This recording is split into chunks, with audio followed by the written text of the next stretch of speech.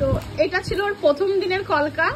কেমন ছিল দেখো। আর সব থেকে দেখো, ও একটা করে কলকা করতো আর একটা করে কেটে কেটে দিত কলকা। দেখতে পাচ্ছ এখানে এখানে সব কাটা কাটা আছে। আর এখনকার কলকা হয়ে দেখা।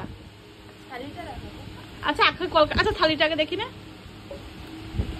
ও পুরো মোটিভ গুলো দিয়ে, পুরো পদ্ম ফুল দিয়ে যতগুলো মোটিভ ওকে দেওয়া হয়েছিল সেই মোটিভ দিয়ে পুরো কলকাটা করেছে। কেমন লাগছে বলো সবাই? এত জোর কম বাবা। আর পরে কলকাতা দেখা হবে। হ্যাঁ হাতেরটা দেখা।